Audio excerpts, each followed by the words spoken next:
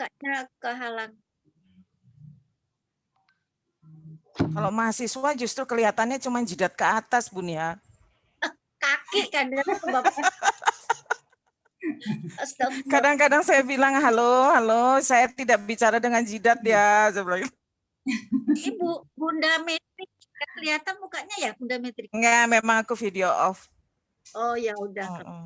Baik, Oke. oke deh, aku video on deh. Nah, dah. Apa Ya, kabar, Bu silakan. Metri? Alhamdulillah sehat semua. Ya. Monggo. Baik, saya buka. Assalamualaikum warahmatullahi wabarakatuh. Waalaikumsalam warahmatullahi wabarakatuh. Waalaikumsalam warahmatullahi wabarakatuh. Amin. Hamdan katsiran thayyiban mubarakan fihi mubarakan alaihi kama yuhibbu rabbuna wa yarda. Wassalatu wassalamu ala anbiya mursalin wa ala alihi washabihi ajmain. Terima kasih sebelumnya kepada ibu-ibu yang berkenan hadir di pagi hari ini, juga kepada Ustadz Salahuddin. Saya lihat sudah hadir ya Pak ya. Insya Allah hari ini kita akan bertadabur ilmi nih dengan Ustadz ya. Mudah-mudahan bertambah banyak nih bekal kita buat ke akhirat.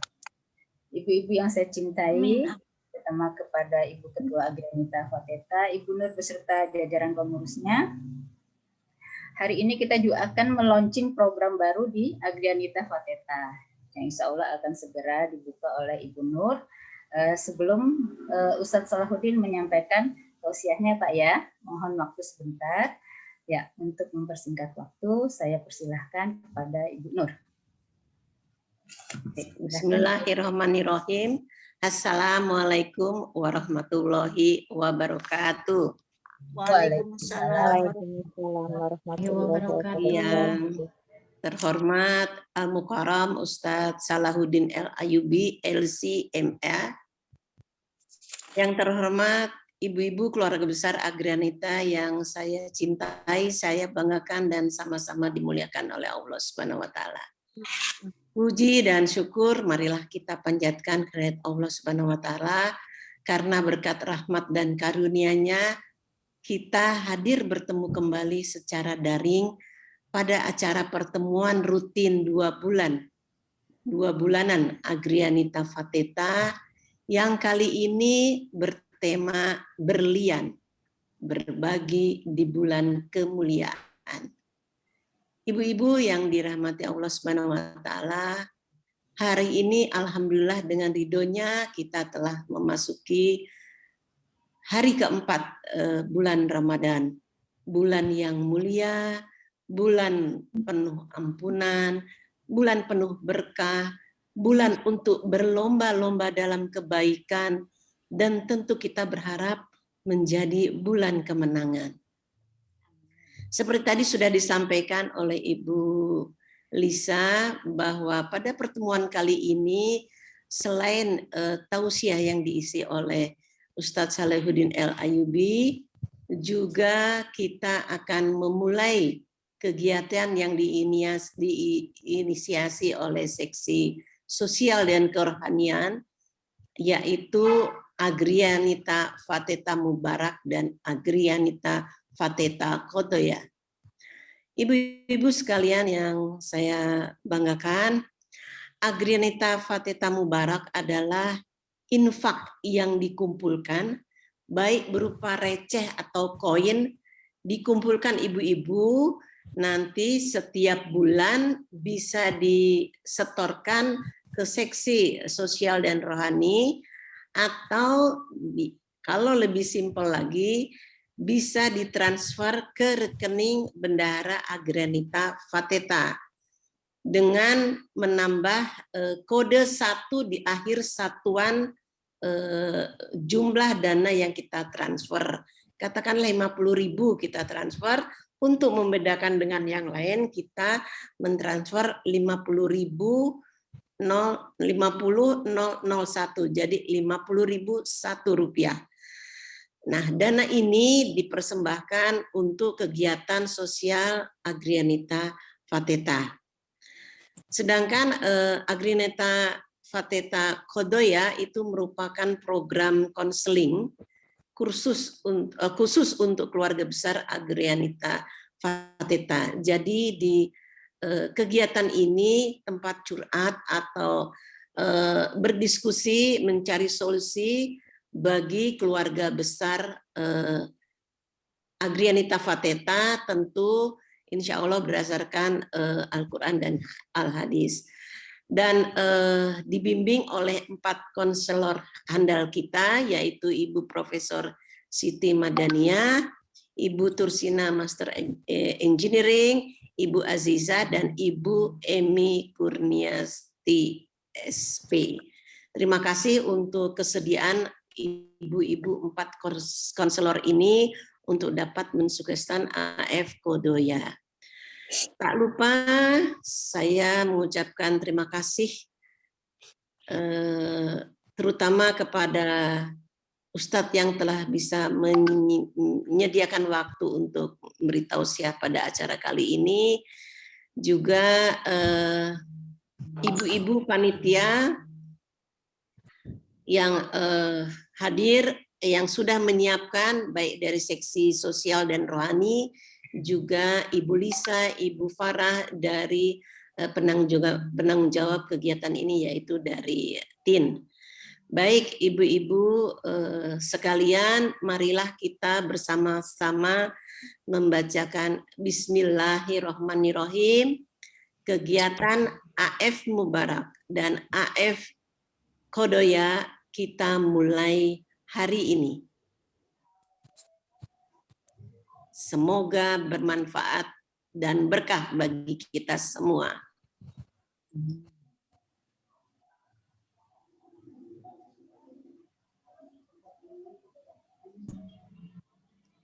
Dikasih pengantar saja Ibu sama Bu Deniha karena suaranya tidak keluar. Tadi Ya, baik. sudah cukup dari Bu Ketua dia, Kak Bapak, sudah cukup tadi jelas. Barang siapa, jadi kita memang salah satu hadis ini kita memperbanyak kebaikan dalam bulan yang penuh rahmah ini. Jadi tadi sudah disampaikan caranya mentransfer kalau kalau ingin ditransfer atau mengumpulkan dan diserahkan kepada seksi sosial dan rohani. Ini diingatkan kembali suratnya, dan ini adalah AF Kodoya. Ini 4 ibu konselor luar biasa yang siap untuk berbagi, siap untuk sama-sama menjadi tempat curhat bagi keluarga besar Agrianita Fateta. Jadi sekali lagi semoga ini berkah dan bermanfaat bagi kita sekalian. Baik, Bapak Ustadz dan ibu-ibu semua, mungkin itu yang pengantar hari ini. Marilah kita simak bersama tausiah dari Bapak Ustadz Salahuddin El Ayyubi LCMA, dan semoga bermanfaat bagi kita semua. Tak lupa pula mohon maaf yang sebesar-besarnya atas segala kekurangan. Marilah kita isi Ramadan ini dengan berbondong-bondong memperbanyak kebaikan, memperbanyak infak dan segalanya, sehingga benar-benar bulan Ramadan ini menjadi berkah bagi kita semua. Billahi taufik wal hidayah. Wassalamualaikum warahmatullahi wabarakatuh. Waalaikumsalam warahmatullahi wabarakatuh. Terima kasih Bu Nur, semoga program AF Mubarak dan program AF Kodoya dapat bermanfaat dan menjadi ladang pahala bagi kita semua. Baik, saatnya kita memasuki acara inti. Saya persilahkan kepada Ustadz Salahuddin Al-Ayyubi untuk menyampaikan tausiahnya. Silakan Ustadz. Terima kasih Ibu Lisa. Bismillahirrahmanirrahim. Assalamualaikum warahmatullahi wabarakatuh. Waalaikumsalam warahmatullahi wabarakatuh. Alhamdulillah, alhamdulillahirabbil alamin. Wassalatu wassalamu ala Rasulillah Muhammadin sallallahu alaihi wasallam wa ala alihi wa ashabihi ajma'in wa ba'd. Tentu saja yang saya hormati seluruh keluarga besar Agrianita Fateta, terutama baik dari Ibu Ketua dan seluruh pengurus yang telah mempersilahkan dan memberikan kesempatan kepada saya untuk bisa bersilaturahim di pagi hari yang berkah ini, di bulan yang berkah ini. Ya, kalau lihat di luar ini suasananya cerah. Mudah-mudahan secerah hati dan jiwa kita dalam menghadapi hari-hari yang kita lewati sekarang ini. Saya sebenarnya di pagi hari ini juga di jam yang sama itu pada awalnya ada agenda untuk mengisi sama di Basnas ya, di acara doa pagi bersama, tetapi saya kemudian mengatakan tolong yang Basnas diundur ke minggu depan saja. Ya, karena sudah lebih duluan yang ibu-ibu dari Agrianita Fateta. Yang terlepas dari itu juga ini perintah dari istri sendiri, jadi saya nggak enak ini kalau melanggar ya. Permohonan tetangga, Ustadz. Iya, jadi dengan penuh semangat saya sudah siap ini sebenarnya dari tadi sudah saya siapkan juga untuk kemudian siap ke khotib Jumat ya.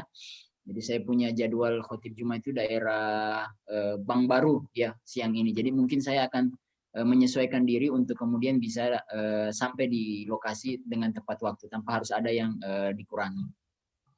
Salawat dan salam tentu saja kita berikan, kita ucapkan dan kita rutinkan kepada Rasulullah Shallallahu Alaihi Wasallam, keluarga dan kepada para sahabat semuanya. Ibu-ibu yang tidak bisa saya sebutkan satu demi satu, saya sendirian ini cuma bapaknya cuma sendiri. Jadi saya ingin menyampaikan, mohon maaf tidak ada slide ya, tapi mudah-mudahan ini bisa tidak mengurangi esensi dan makna. Jadi gini, karena saya dosen ekonomi syariah. Jadi saya ingin sedikit mengarahkan ke sana, sedikit saja. Jadi hari ini ibu-ibu dalam dunia bisnis kita kenal ada satu istilah, ya, bukan istilah baru, sudah cukup populer sebenarnya, yaitu mereka sebut dengan sharing economy, ya, atau ekonomi berbagi. Ada juga yang menyebutnya dengan istilah lain yaitu kolaboratif ekonomi. Jadi bagaimana ekonomi itu berkolaborasi. Nah, kita ini pasti kalau lihat usia kita hari ini yang di usia 30-an bahkan 40-an, 50-an, pasti kita mengenal itu nama-nama besar seperti Sony, ya, Ericsson, ya, apalagi ya, Nokia. Kalau di kamera itu ada nama Kodak, ya, kita kenal betul itu Kodak dulu ya. Di kota saya di Sulawesi itu kalau orang mau cuci foto harus ke Kodak itu ya, ke tokonya. Nggak bisa kita hari ini dengan leluasa seperti sekarang, jauh perbedaannya. Nah, hari ini nama-nama besar itu sudah tidak terdengar lagi. Ya, kalaupun terdengar dia sudah tidak bisa menyaingi, dia tidak bisa menyaingi nama besar seperti Samsung ya, dan lain sebagainya. Nah, sebenarnya bukan mereka itu tidak mengikuti perkembangan zaman dan teknologi ya, walaupun itu juga salah satu unsur penyebab ya, bagaimana berubah dari teknologi itu ke platform-platform yang lebih murah ya, ke hari ini kita kenal dengan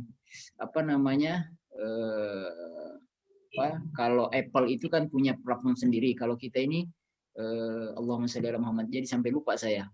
HP kita ini rata-rata platformnya itu apa? Android. Nah, itu lebih keren ibu ini, lebih hafal daripada saya. Ya, jadi kita ini Android semua, jadi gratis gitu loh. Nah, jadi bukan hanya sekedar ketinggalan teknologi atau tidak mau mengikuti teknologi, tapi ada satu yang lebih besar, yaitu perubahan mindset. Apa itu? Perubahan paradigma atau mindset itu. Dulu orang berpikir bahwa untuk menjadi sesuatu yang besar itu harus melalui konglomerasi. Apa itu konglomerasi? Konglomerasi itu menguasai bisnis dari hulu sampai hilir. Ya, jadi kalau konglomerat, istilah kita dengar konglomerat itu berarti dari konglomerasi. Jadi dia menguasai banyak sekali bisnis dari hulu sampai ke hilir, ya. Mulai yang kecil sampai yang besar. Mulai dari produksi bahan mentah sampai produksi jadinya semua dia. Nah, baru kemudian dia menjadi pemain-pemain besar. Hari ini paradigma itu telah berubah. Apa itu? Bahwa ternyata syarat untuk menjadi besar itu tidak mesti konglomerasi. Ternyata hari ini orang bisa jadi besar dengan berbagi. Nah, bisnis itu bisa menjadi besar dengan berbagi. Contoh, saya kasih contoh misalnya, kalau kita pernah dengar namanya Airbnb. Airbnb itu sebuah platform layanan kayak hotel. Jadi tetapi dia bukan hotel, ya. Jadi layanan penyewaan properti, ya, yang mirip pelayanannya seperti hotel tapi dengan harga yang jauh lebih murah. Ya. Jadi yang punya aplikasi Airbnb ini ada 3 orang apa berapa orang itu yang awalnya pencetusnya, itu tidak punya bangunan, tidak punya gedung hotel, nggak ada. Tetapi dia bisa mengajak setiap orang yang mempunyai rumah yang lebih, ya, rumah kosong, bahkan yang punya kamar yang tidak dipakai, itu untuk disewakan kepada orang lain melalui platform yang mereka bangun, melalui aplikasi yang mereka bangun.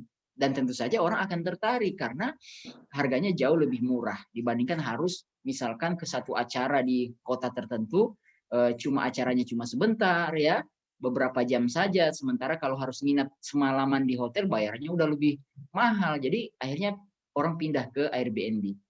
Jadi dia bisa besar, ya, bisa meraup keuntungan. Di Indonesia saja catatan terakhir tahun 2016 yang saya baca itu kebanyakan malah, ya, ini saya belum dalami lagi, cuma sekedar saja, yang banyak ikut dalam bisnis Airbnb ini di Indonesia itu ibu-ibu, ya, ibu-ibu yang mereka menyulap properti mereka menjadi penginapan, ya, yang bisa disewa oleh orang lain lewat aplikasi. Yaitu udah ratusan juta kalau digabung-gabung, dikumpulkan semua mereka itu udah ratusan juta yang berhasil untung di bisnis ini di Indonesia. Nah, contoh yang lain yang lebih mudah untuk kita dekatin yaitu Grab dan Gojek. Nah, kurang lebih sama, ya. Jadi pemilik platform Grab dan Gojek, ya, itu tidak mesti harus punya banyak motor, harus punya banyak mobil, ya. Tapi dia bisa melayani orang yang membutuhkan pelayanan transportasi dengan cepat dan nyaman. Ya, daripada dia membangun perusahaan taksi yang harus dia menyewa banyak sekian taksi plat kuning yang kalau nggak salah itu pajaknya satu tahun itu bisa 1,5 juta kali berapa puluh taksi atau berapa puluh unit yang harus dia bayar pajaknya, belum lagi dia harus nyewa pangkalan, belum macam-macam. Lahirlah aplikasi ini. Jadi orang-orang yang punya mobil, orang-orang yang punya motor bisa bergabung, lalu mereka kemudian nanti pada ujungnya adalah berbagi hasil. Kalau di bidang pertanian, kita di Institut Pertanian Bogor, isu pertanian juga aplikasi iGrow misalnya. Saya kebetulan tidak tahu aplikasi yang lainnya. Ini cuma contoh saja, iGrow misalkan. iGrow itu dia mempertemukan, ya, pemilik lahan dengan petani, dengan investor, dengan pasar, ya. Jadi semua bergabung di aplikasi yang sama agar kemudian nanti melihat yang petani mana, tanahnya berapa, yang punya tanah ada, yang punya kekuatan ada petaninya, yang punya investor ada, nanti mereka gabung lewat aplikasi itu. Nanti kalau ada panennya, hasilnya dibagi bersama sesuai dengan kesepakatan yang disepakati di awal. Nah, dalam ekonomi Islam, ternyata konsep berbagi ini pun sudah tercermin dalam banyak akad yang dari dulu sudah dibahas oleh para ulama. Misalkan akad mudharabah itu akad bagi hasil. Ataupun akad salam. Kalau dalam pertanian itu ada namanya akad salam. Jadi petani itu tidak punya uang untuk mengelola tanahnya, tetapi dia punya tenaga. Nah, ada orang yang kemudian investor mau membeli hasil pertanian, tetapi belinya itu di awal. Jadi dia bayar uangnya di awal. Nah, nanti hasilnya setelah panen, kira-kira begitu gampangnya. Nah, nanti kalau mau yang detail, ya, nanti babnya tersendiri, pertemuan muamalahnya lain, fikih muamalahnya. Nah, ibu-ibu yang saya hormati dimuliakan Allah Subhanahu wa taala. Sedikit pindah konsep berbagi ini kalau tadi dalam dunia bisnis, sedikit pindah ke dalam dunia misalkan asuransi. Konsep berbagi ini juga terpakai sebenarnya dalam konsep asuransi. Cuman ada perbedaan mendasar kalau asuransi konvensional dengan asuransi syariah. Jadi nanti bedanya adalah kalau di asuransi konvensional itu yang terjadi adalah memindahkan risiko. Terjadi jual beli risiko antara nasabah dengan pemilik perusahaan asuransi. Nah, gara-gara terjadi perpindahan risiko inilah, terjadi jual beli inilah, sehingga ada orang yang tidak setuju dengan asuransi memang. Salah satu kelompok yang tidak setuju dengan asuransi dalilnya adalah mengatakan bahwa yang namanya risiko itu tidak bisa dijual beli, kan gitu ya? Tidak bisa dijual beli. Orang mau jatuh, orang mau celaka, masa? Jadi kalau orang ikut asuransi berarti secara otomatis dia sedang mendoakan dirinya, saya nanti celaka, kan begitu nah dalilnya nanti. Ya, nah sebenarnya apa yang mereka sampaikan ada benarnya karena betul, karena dia berkonsep pindah resiko dan pindah resiko itu dengan akad jual beli itu yang menjadi bahaya sebenarnya. Karena apa? Orang yang baru ikut asuransi 3 bulan, dia bayar sebulan 1 juta, 3 bulan dia bayar sudah 3 juta, terjadi kecelakaan, oleh perusahaan dibayar 100 juta. Berarti dia untung berapa itu? Ya, 97 juta rupiah. Nah, itu goror namanya, sesuatu yang tak jelas berapa yang harus dibayar, berapa yang harus diterima. Karena ada kata resiko. Nah, bedanya di asuransi syariah, yang terjadi bukan perpindahan resiko, tetapi yang terjadi adalah berbagi resiko antar sesama peserta. Ya, berbagi resiko antar sesama peserta. Jadi ibu-ibu semua ini masing-masing 100.000 tiap bulan. Nanti kalau ada yang sakit di antara ibu-ibu, ya, nanti uang itulah yang dipakai. Akadnya apa waktu ngasihnya? Nah, di sini perbedaan pentingnya, bukan akad jual beli. Akadnya adalah akad sosial.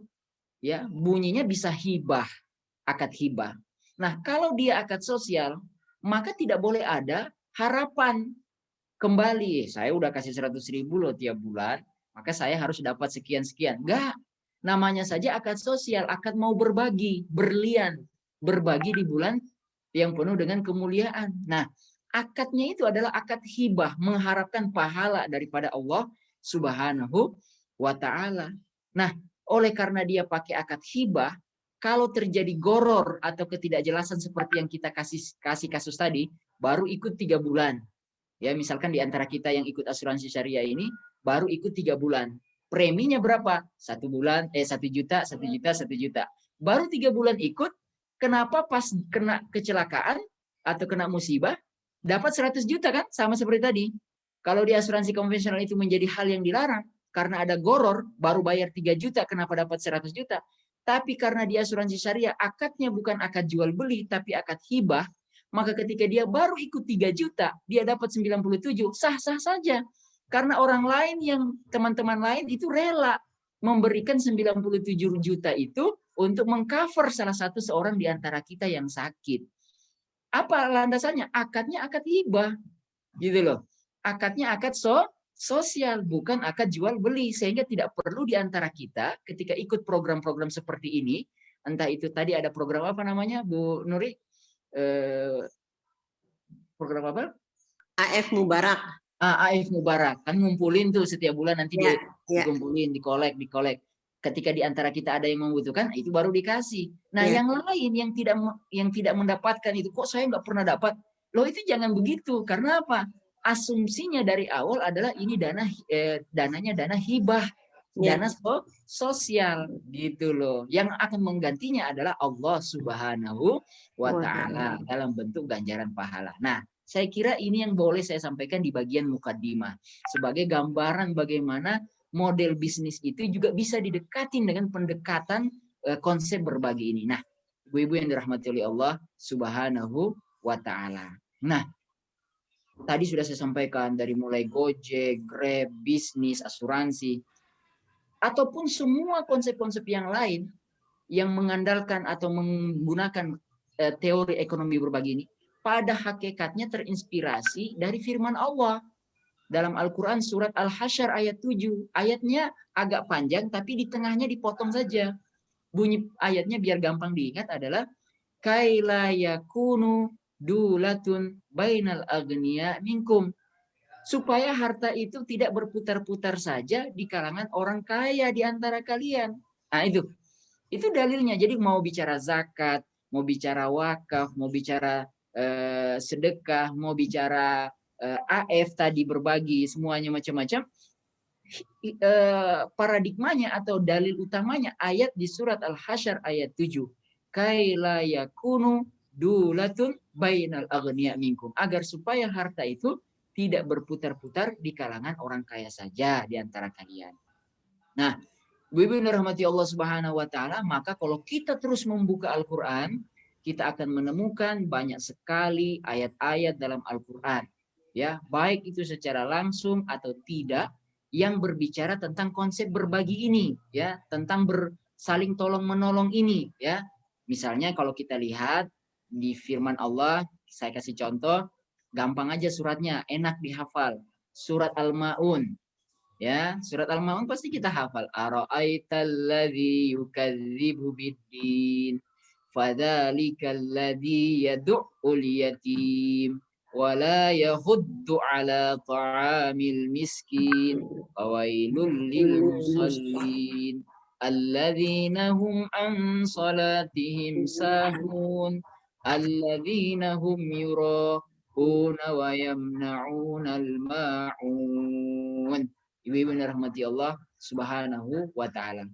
Kita kalau baca surat Al-Maun itu, maka kita akan menemukan satu sindiran luar biasa bahwa pengingkaran terhadap kewajiban berbagi dan menolong orang miskin, yatim, serta orang-orang lemah lainnya di antara manusia itu ternyata oleh Allah dijadikan salah satu indikator sebagai pendusta agama.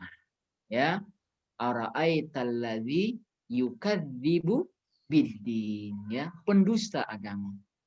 Yang menarik adalah orang-orang yang mengeluarkan hartanya mau berbagi dalam bentuk sedekah misalnya, kata sedekah itu sendiri terambil dari huruf sod, dal, dan qaf. Yang kalau digabung itu akan membentuk kata sidqun. Apa itu sidqun? Orang yang jujur. Sebagai lawan dari ara'aitalladzi yukadzibu, kadzib. Jadi orang yang mendustakan, lawannya adalah orang yang membenarkan. Kadzibun, lawannya adalah shadiqun. Kenapa demikian? Karena orang yang tidak mau berbagi, berarti dia mendustakan bahwa, atau dia mengingkari bahwa, sesungguhnya yang dia punya adalah milik Allah Subhanahu wa taala. Dia merasa bahwa dia telah bersusah payah mengeluarkan, mencurahkan seluruh pikirannya, tenaganya, keringatnya, sehingga hari ini dia layak untuk mendapatkan itu semua. Dia lupa bahwa di balik usaha mujahadah dia ada ketentuan takdir Allah yang memang baik kepada dirinya.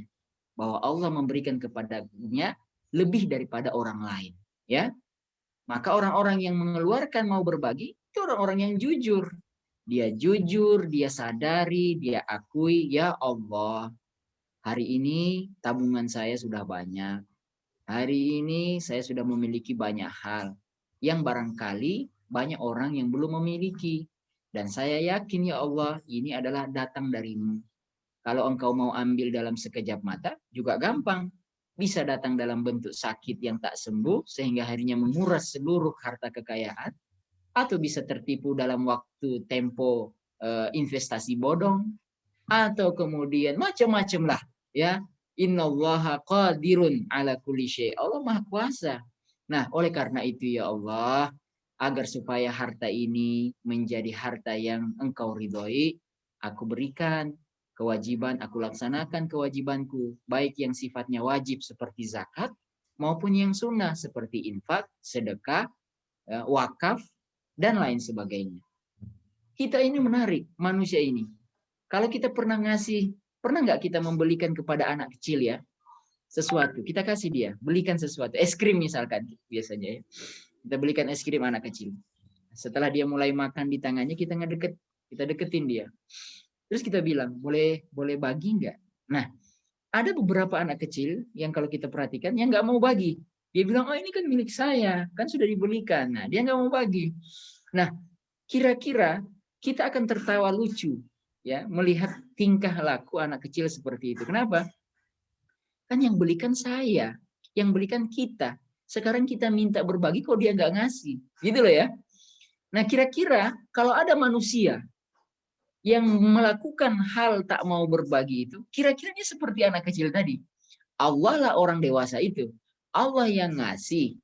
Lalu kemudian Allah bilang, bagi dikit, 2,5%. Rata-rata kan zakat itu 2,5%. Kecuali kalau zakat pertanian itu 5 atau 10%. Ataupun kalau zakat harta karun itu bisa sampai 20%. Hadiah, zakat hadiah bisa antara 10-15%, tergantung usaha yang dikeluarkan untuk mendapatkan hadiah itu. Nah, itu bab zakat. Nanti insya Allah IPB akan mengadakan materi zakat, ya, materi zakat, 3 materi berturut-turut. Mulai pertemuan pertama Prof. Didin, pertemuan kedua saya, nanti pertemuan ketiga ada Ustadz Denny Lubis juga dari Ekonomi Syariah. Itu kerjasama dengan Al-Huriyah. Ya, mudah-mudahan nanti akan kita share linknya, nanti Bapak Ibu, Ibu-ibu bisa ikut bergabung dan menanyakan banyak hal mengenai zakat. Nah, jadi kata Allah, saya udah bagi, saya minta dikit, 2,5%. Kamu kalau nggak ngasih, kira-kira bagaimana respon Allah Subhanahu wa Ta'ala? Ya, respon Allah Subhanahu wa Ta'ala tentu saja ya kurang lebih akan sama. Bisa saja kemudian tertawa, mengetawahi kita, atau bisa saja murka Allah datang. Apa murka Allah datang itu? Keberkahan harta itu dicabut. Ya, apa keberkahan harta yang dicabut? Ya itu bisa banyak. Uang banyak, properti banyak, harta banyak, tapi keharmonisan hilang. Ya, sakit kok sering muncul. Nah, ini menarik ini ya. Karena dalam satu hadis Rasulullah SAW mengatakan obati mardakum, orang-orang sakit di antara kalian, bisadaqah, dengan sedekah. Obatin dengan sedekah. Ya. Jadi keberkahan itu sebaliknya, orang yang diberikan oleh Allah Subhanahu wa Ta'ala keberkahan dalam hartanya nampak sedikit tapi wajahnya ceria. Ya, harmonis ada. Anak-anak sehat. Bahkan tidak sedikit orang bertanya, kok bisa ya anak-anaknya bisa kuliah sampai tinggi ya, bisa keluar negeri ya, padahal dia kan tidak sehebat yang kita kira. Nah, itu yang disebut dengan keberkahan harta, ya, yang membuat pemilik harta itu plong di dalam jiwanya. Dan sebenarnya ini dalam kejiwaan ini penting, merasa memiliki itu menjadi beban ketika benda itu hilang, ya kan gitu ya. Tapi ketika dalam jiwanya sudah tertanam, oh ini bukan milik saya, ini sementara saja. Maka ketika itu hilang, tidak akan berpengaruh besar dalam kejiwaannya. Apalagi kalau kemudian dibagi. Lebih lagi kata Allah, kamu bagi, aku kasih balasan. Aku kasih ganjaran. Ganjarannya bukan hanya pahala saja. Dalam satu hadis Rasulullah SAW bersabda, setiap pagi 2 malaikat turun kepada setiap orang. Dan setiap orang itu, dan setiap malaikat yang 2 tadi, itu akan mendoakan kepada orang tadi. Yang satu malaikat akan mendoa, Allahumma, ya Allah, ya Allah, ya Rahman, ya Rahim. Doanya itu saya agak kurang ingat ya, tapi coba saya cari dulu. Ini dia. Allahumma a'ti munfiqan khalafa. Ya Allah, berikanlah orang yang bersedekah hari ini penggantinya dari harta yang dia bagi. Yang malaikat satu lagi doa, Allahumma a'ti mumsikan talafa. Ya Allah, berikanlah atau hancurkanlah, binasakanlah harta orang yang tidak mau berbagi. Ya, Allahumma a'ti mumsikan talafa. Nah, jadi setiap hari, setiap pagi, malaikat mendoakan kepada 2 orang yang berbeda tadi. Bu-ibu yang dirahmati Allah Subhanahu wa Ta'ala. Nah, saya kemudian dari surat Al-Ma'un tadi ya, kita akan menemukan beberapa kata kunci. Misalnya kata kunci yang bisa kita gali, kata anak yatim sama kata miskin. Ya kan? Anak yatim sama kata miskin. Kan di situ tadi ada ya. Ara'aital ladzi yukadzibu biddin fadzalikal ladzi yad'ul yatim wa la yahuddu 'ala ta'amil miskin. 2 kata itu yang diajukan oleh Allah. Yatim sama miskin. Saya penasaran. Ada apa? Gitu loh. Nah, rasa penasaran saya ternyata berbuah hasil bahwa saya baca, saya cari searching di Al-Quran. Ternyata kita semua akan menemukan bahwa 2 kata ini akan sering digandengkan oleh Allah Subhanahu wa Ta'ala dalam banyak ayat yang lain. Misalkan firman Allah di surat Al-Baqarah 177. Ya, di situ ada tertulis ya, laisal birra an tuwallu wujuhakum qibalal masyriqi wal maghrib.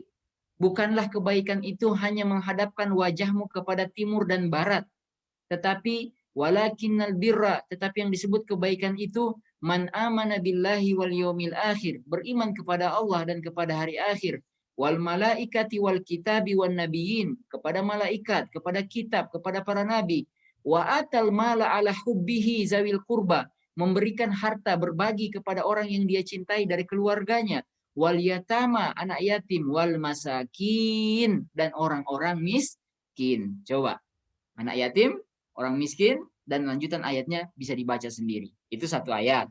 Ayat yang lain masih di Al-Baqarah 215. Yas'alunaka madza yunfikun. Mereka bertanya kepadamu, wahai Muhammad, tentang apa yang mau mereka infakkan.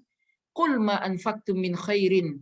Maka apa yang kalian infakkan itu katakan kepada mereka, wahai Muhammad. Qul ma anfaqtum min khairin. Maka apa yang kalian infakkan itu adalah sebuah kebaikan. Falil walidaini, kepada kedua ibu bapak. Wal aqrabin, kepada karib kerabat. Wal yatama wal masakin. Diulang lagi, yatama wal masakin. Ya. Surat yang lain, An-Nisa ayat 36. Wa'budullaha, berimanlah, sembahlah Allah. Wala tusyriku bihi syai'a, jangan syirikkan dia dengan sesuatu apapun. Wabil walidaini ihsana, kepada kedua ibu bapak berbuat baiklah. Wabidzil qurba, kepada karib kerabat. Wal yatama wal masakin. Disebut lagi bergandengan. Nah, cukup 3 ayat itu dulu. Jadi Bapak Ibu-ibu yang dirahmati Allah Subhanahu wa taala, dan tiga ayat itu kalau kita perhatikan lebih cermat, lebih jeli, kalau kita jeli membaca 3 ayat itu, maka perintah untuk berbagi kepada anak miskin, yatim, orang tua, karib kerabat dalam 3 ayat yang kita baca tadi, ternyata di awalnya didahului dengan perintah atau isyarat tentang tauhid atau akidah. Ya, terutama di 2 ayat yang paling mirip itu An-Nisa sama Al-Baqarah. Kalau yang Al-Baqarah 177 tadi ada kamu itu laisal birra an tuwallu, itu bahwa yang disebut kebaikan itu bukan menghadap timur dan barat, tetapi yang dimaksud kebaikan itu beriman kepada Allah, beriman kepada malaikat, beriman kepada kitab, beriman kepada para nabi. Itu kan rukun iman. Kalau yang di An-Nisa 36 jelas lagi, wa'budullaha wa la tusyriku bihi syai'a, sembahlah Allah dan jangan kalian menyekutukannya. Nah, ini menjadi satu isyarat penting bahwa hanya orang-orang yang tauhidnya, akidahnya, imannya tinggi, bagus, hanya mereka lah yang bisa memberikan sebahagian dari harta mereka. Makanya di ayat puasa pun, kalau kita lihat lagi, Al-Baqarah 183, perintah tentang berpuasa, diawali dengan panggilan, ya ayyuhalladzina amanu, hai orang-orang yang beriman. Ya, kutiba alaikumusiyam, kami wajibkan kepada kalian berpuasa. Ujungnya adalah la'allakum tattaqun, agar kalian menjadi pribadi-pribadi yang bertakwa. Kalau ditanya apa itu pribadi yang bertakwa, ada di surat Ali Imran 195 kalau saya nggak salah ya, 195 dan 196. Ya, bunyinya begini. Allahumma shalli ala Muhammad wa ala ali Muhammad. Oh ya. Wasabiqu, berlomba-lombalah kalian ila maghfiratin mir rabbikum, kepada ampunan Tuhan kalian.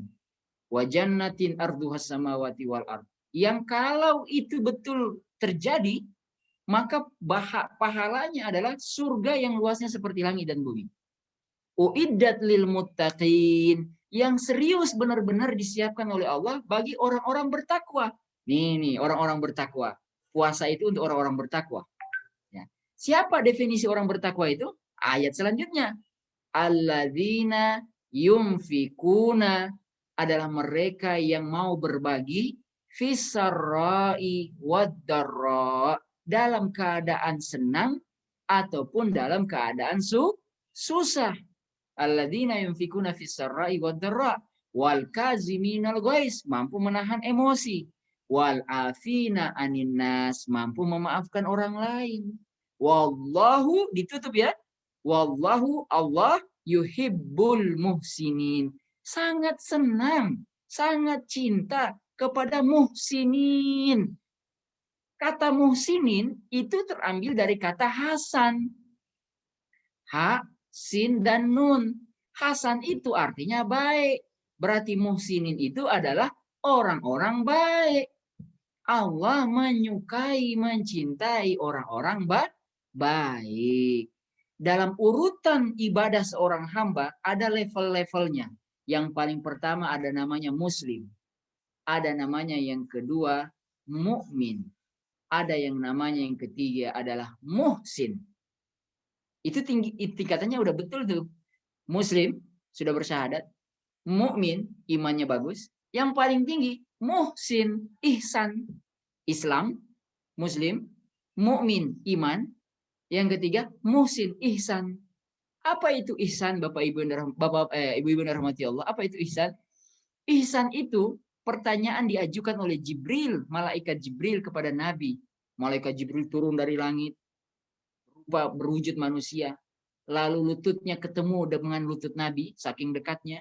Dia bertanya, Jibril bertanya, apa itu Islam, apa itu iman? Nah, pertanyaan yang terakhir, apa itu ihsan? Maka dijawab oleh Rasulullah SAW, anta'budallaha ka'annaka tarah. Ya, yang jawab apa namanya? Kalau nggak salah Jibril yang menjelaskan, ya. Ya, anta'budallaha ka'annaka tarah. Engkau itu kalau ihsan, derajat ihsan itu, engkau menyembah Allah seolah-olah engkau melihat Allah itu. Kalau melihat itu berarti wajah dengan wajah. Fa illam takun tarah, kalau kalian tidak mampu melihat wajah Allah dalam waktu beribadah itu, fa innahu yarak, maka sungguh yakinilah bahwa dia melihat engkau seutuhnya. Bukankah ketika kita berpuasa sekarang ini, ya, tidak ada di antara kita yang diam-diam masuk ke kamar mandi, minum, atau masuk ke kamar, ambil satu gelas, minum, terus kemudian kita keluar, kita bilang, saya puasa. Kan nggak ada yang melakukan itu. Karena apa? Karena kita sudah sampai derajat ihsan nih sebenarnya. Hari-hari puasa kita ini derajatnya derajat ihsan. Derajat beribadah bukan karena siapa-siapa, tapi karena Allah Subhanahu wa Ta'ala melihat semua tingkah laku kita. Jangankan yang lahir, yang batin pun nampak terang benderang di hadapan Allah Subhanahu wa Ta'ala. Oleh karena itu dalam konsep berbagi juga diingatkan, ya. Oh, bukan 195 tadi, 133 betul. Ya. Jadi diingatkan ketika dalam berbagi itu motivasi juga Allah kasih tahu, ya. Di surat Al-Baqarah ayat sekian itu Allah mengatakan wala tubtilu sadaqatikum bil manni wal adza. Jangan kalian batalkan, sia-siakan pemberian kalian bil manni wal adza, dengan menyebut-nyebut pemberian itu, apalagi menyakiti orang yang kalian berikan. Nah, itu motivasi harus dibangun dulu, ya. Ibu-ibu yang dirahmati oleh Allah Subhanahu wa Ta'ala. Saya lanjutkan, ya. Wala yahuddu ala ta'amil miskin. Kata yahuddu, ya kan? Yahuddu itu kan diartikan tidak menganjurkan. Ya, kalau ada terjemahannya itu bisa diterjemahkan tidak menganjurkan. Ya. Kenapa Allah tidak menggunakan kata wala yut'imul miskin? Apa itu yut'im? Ara'aital ladzi yukadzibu biddin. Tahukah kalian siapa orang-orang merusakan agama? Ara'aital ladzi yukadzibu biddin, fadzalikal ladzi yad'ul yatim. Mereka adalah orang menghardik anak yatim. Wala yahuddu ala ta'amil miskin. Mencegah atau tidak mau menganjurkan untuk memberi makan orang miskin. Harusnya yang enak itu kalau mau ikutin kita, kan enaknya diganti kata wala yut'imul miskin. Kan begitu ya? Ya. Wala yut'imu ala ta'amil miskin. Kata yahuddu enaknya diganti kata yut'imu. Ya kan? Dan tidak memberi makan kepada orang miskin. Tapi Allah tidak gunakan kata yut'imu. Allah gunakan kata yahud wala yahuddu. Orang yang mendustakan agama itu la yahuddu. Dia tidak mau menganjurkan, bahkan mencegah orang lain untuk berbuat kebaikan, memberi makan orang miskin. Maksudnya apa? Selain bisa dipahami bahwa ini tingkatan yang paling ngeri, sudah dia tidak mau berbagi, dia mencegah orang lain berbagi. Ya itu coba lihat ya. Sudah dia tidak mau berbagi sendiri, dia juga memprovokasi orang lain supaya tidak mau berbagi. Bisa diterjemahkan dengan atau dimaknai dengan makna yang ini. Pertama, gitu ya. Makna pertama itu, yaitu ini orang keterlaluan. Makna kedua yang bisa kita ambil adalah ternyata Allah seolah-olah ingin memberi isyarat bahwa ketika seseorang itu tidak punya kemampuan untuk memberi makan orang miskin secara langsung, mungkin hartanya sedikit, takdirnya begitu. Tetapi ketika dia tidak mampu secara langsung, maka ada potensi yang bisa digerakkan. Apa itu? Memberi makan secara tidak langsung. Apa itu memberi makan secara tidak langsung? Yaitu menjadi bagian dari program-program kebaikan itu. Mendukungnya secara psikologi, memberikan apresiasi, kalau tidak langsung dengan bentuk uang ataupun makanan, mungkin lewat bentuk misalkan mau mengantarkan, saya punya kendaraan, boleh saya ikut berpartisipasi dalam bentuk mobilisasi, ya, dan lain sebagainya, dan lain sebagainya. Dan memang kalau kita mau bicara dengan makro, dengan yang lebih luas, maka urusan kemiskinan itu urusan yang cukup besar di negeri ini. Tidak bisa diselesaikan dengan seorang diri. Tidak bisa diselesaikan dengan lembaga sendirian. Maka semua stakeholder, semua orang yang memiliki iman, yang memiliki ihsan, mari bergandengan tangan. Contoh, amil zakat. Dia mungkin tidak langsung dari hartanya, dia cuma amil. Tapi dia berkontribusi lewat amilnya itu. Kemudian para pemimpin yang ada di lembaga legislatif, mereka punya tanggung jawab untuk bikin undang-undang yang berpihak kepada orang miskin, kan begitu.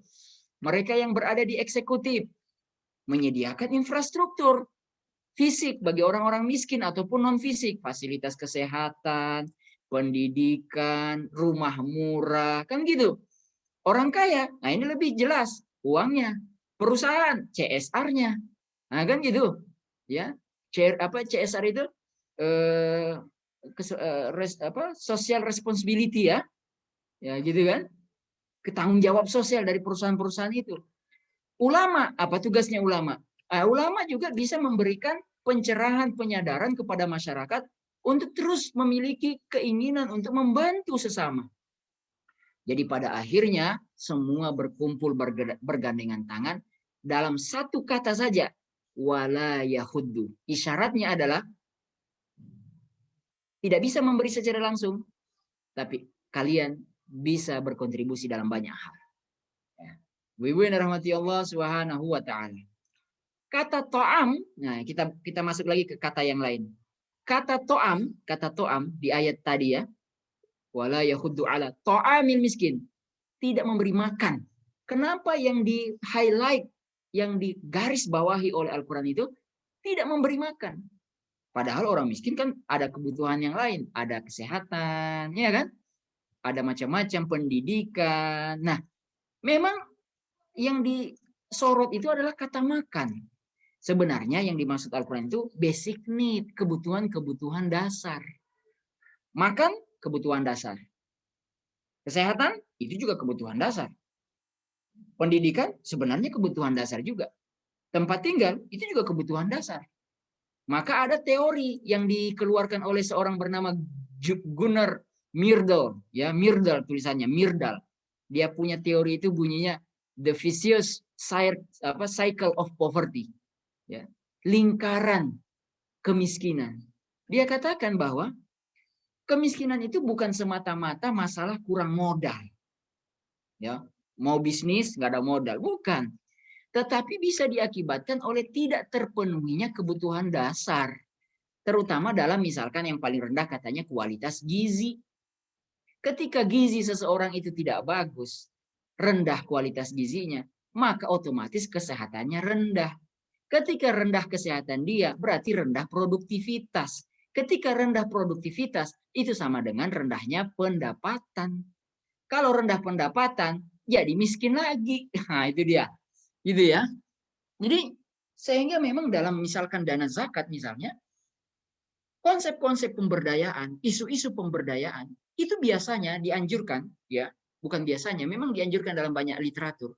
Konsep-konsep pemberdayaan itu dilakukan setelah persoalan yang mendasar itu selesai dulu.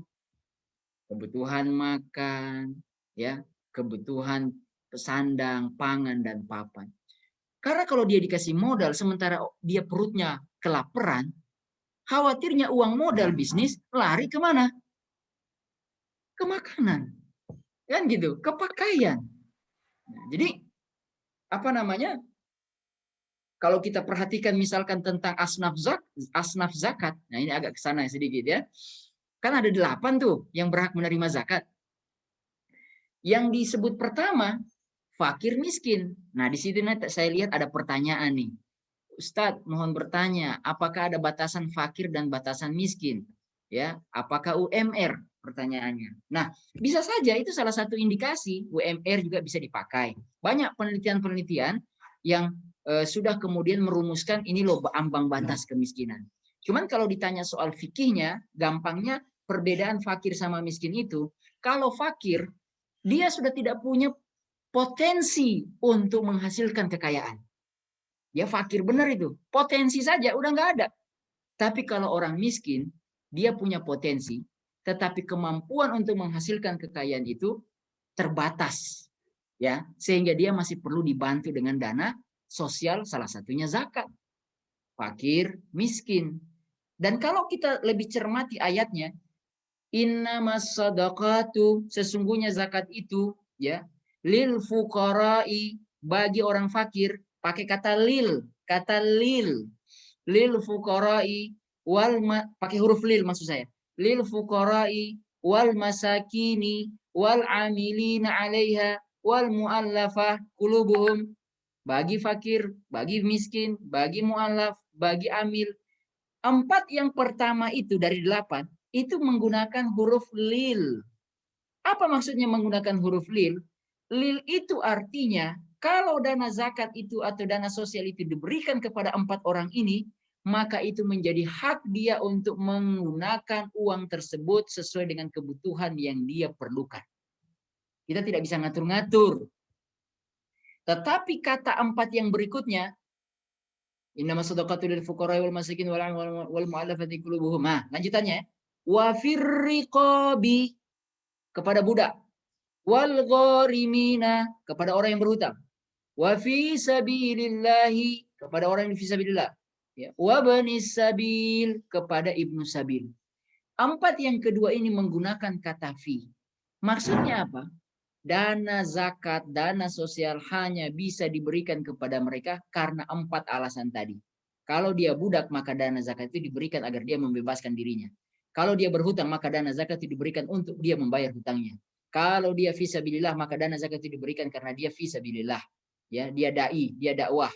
Ya, karena ibnu sabil, dana zakat itu diberikan karena dia alasan lagi dalam perjalanan. Dan seterusnya, syarat-syarat bagaimana, apakah perjalanan yang mana, itu nanti mendalam di materi pertemuan zakat nanti dengan Al-Hur. Bapak ya, ibu-ibu yang dirahmati oleh Allah Subhanahu wa taala. Ya. Nah, saya akhirnya sebenarnya tadi sudah saya coba sinkronkan dengan apa namanya nilai-nilai Ramadan. Tetapi barangkali dengan waktu yang masih ada ini, ayat-ayat bisa saya berikan juga, maksud saya kita baca lagi bahwa ternyata perintah terhadap konsep berbagi ini akan banyak sekali kita temukan. Al-Maidah ayat 2 misalnya, wa ta'awanu 'alal birri wat taqwa. Bertolong-menolonglah kalian, tolong menolong kalian dalam dalam kebaikan dan ketakwaan. Wala ta'awanu 'alal ismi wal udwan. Jangan tolong-menolong dalam kejahatan dan kebencian, permusuhan. Nah, ini menarik, penting harus diingat. Jangan sampai kita sudah mau sama-sama melakukan program AF tadi ya, gitu ya. Itu kan birrun itu, kebaikan. Tetapi dalam proses-prosesnya terjadi permusuhan. Nah, ini jadi campur aduk. Mau berbuat kebaikan, tetapi tidak dikelola dengan baik, akhirnya yang timbul apa? Saling permusuhan. Nah, misalnya, saya harus terus terang saja menyampaikan. Karena ini umum saja bahwa setiap ada namanya pengumpulan dana, maka setiap orang yang ikut mengumpulkan dana atau orang yang berhak mengetahui kemana dana itu layak untuk mendapatkan informasi, akuntabilitasnya, transparansinya, ya, dan lain sebagainya. Ini sudah menjadi naluri, ini sudah menjadi hukum alam. Maka keinginan untuk sama-sama berbuat baik sebaiknya motivasi itu didorong dengan penguatan manajemen.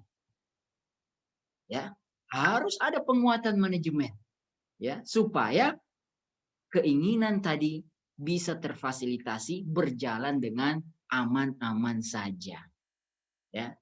Karena dalam hal kita mau berbuat baik pun, setan itu tidak pernah putus asa untuk ikut berkontribusi menggagalkan atau mencederai kebaikan-kebaikan yang sedang dibangun.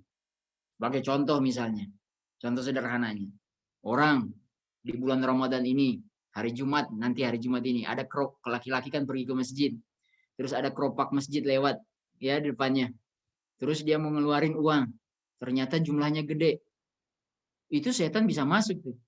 Jangan gede-gede, itu orang-orang di sebelah kalian, kamu tadi cuma 10.000, cuma 2.000, kamu ini pakai 100.000, mau dibilang sombong nanti ya. Dia kasih, dia tiup seperti itu. Akhirnya apa yang terjadi? Nggak jadi, Pak. Dia nggak jadi. Dengan alasan apa? Saya nggak mau ria. Padahal sebenarnya ria itu bisa dua macam. Ria itu definisinya, kalau saya tidak tahu apa yang lain setuju.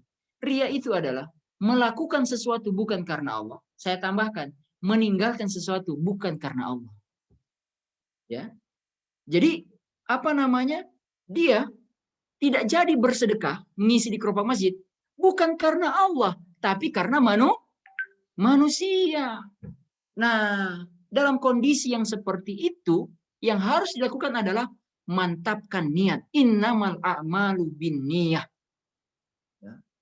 Misalkan mau diajak ikut program ngaji, online, ikut semangat. Pas udah ngaji, yang lain lancar, dia terbata-bata. Akhirnya bilang, aduh saya mundur aja deh, gak mau ikut ngaji. Kenapa? Malu sama yang lain.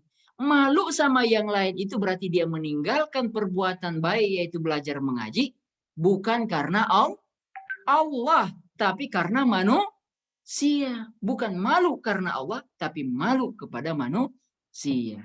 Yang harusnya dilakukan itu adalah mantapin aja, peduli amat dengan orang. Toh saya niatnya untuk belajar. Nah, bagaimana kalau misalkan kita santunan, kita dokumentasikan secara lengkap, lalu kita share ke media sosial, tujuannya untuk pertanggungjawaban. Betul. Hari ini lembaga-lembaga charity mereka mengumumkan itu gerakan-gerakan mereka. Walaupun nanti ada yang akan mencibir, siap-siap saja di kolom komentar. Gitu aja dipakai foto, gitu aja di share-sharekan.